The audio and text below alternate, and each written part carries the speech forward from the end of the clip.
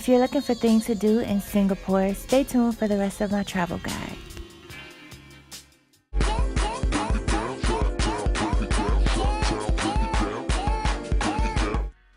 So my first recommendation would be the Ion Orchard Mall. Now this is a humongous shopping center and it has amazing food courts. Okay, the food is delicious. But the most interesting part would be the observatory on the 56th floor, and it is called Ion Sky. So if you spend $20 in the mall, anywhere in the mall, you bring them your receipts and you get access to this observatory, which gives you 360 views of the entire country.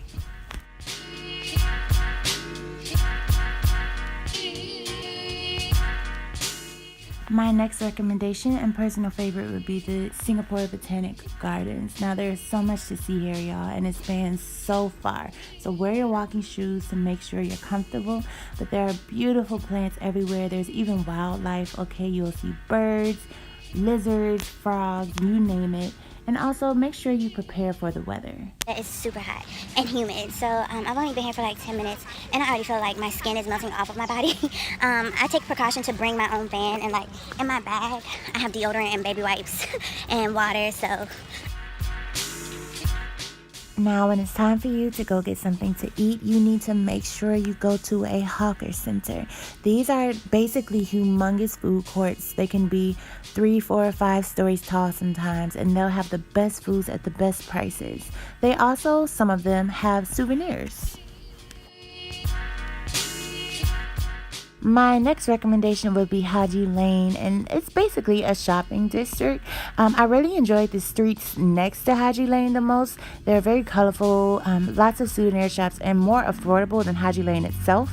But Haji Lane is a sight to see. It reminds me of those little quaint European streets.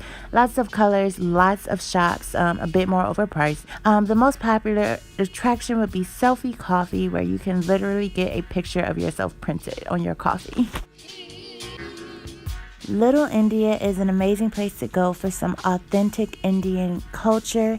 My favorite memory was a temple that I could not pronounce, but being inside was so beautiful. I felt so welcome there, and I really enjoyed seeing all of the different altars and all of the offerings that the people had laid down.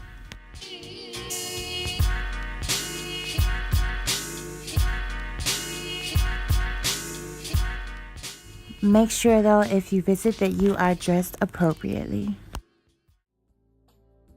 Now, if you're looking for some Chinese culture, you can take a ride over to Chinatown, and it's so festive here. There's just so much livelihood. I absolutely loved it. It's like literally being dropped off in the middle of China in just a short train ride. And if you come to Chinatown, you absolutely have to check out the Buddha Tooth Relic Temple. It is one of the most beautiful temples I have ever been in, and there's so much art and worship. You just have to respect that place. Before you leave Chinatown, make sure you stop at one of the dozens of authentic Chinese restaurants to pick up some food.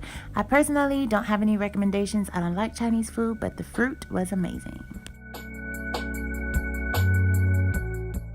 Now, you cannot leave Singapore without visiting the Marina Bay Attractions. I visited the garden by the bay. Unfortunately, I came very late and I was only able to see the trees, but it was beautiful nonetheless. And then right across the street is the Marina Bay Mall.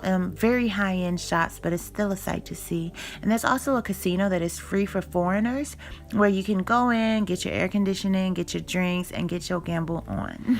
So this is the Marina Bay Sands Casino. I came here, quite frankly, because I was hot as hell, and this place is air conditioned, and you know, it's free beverages in the casino. Gambling really isn't my thing. I'm actually about to go because I've had my free Sprite, but if you're into gambling, it's a nice place to visit.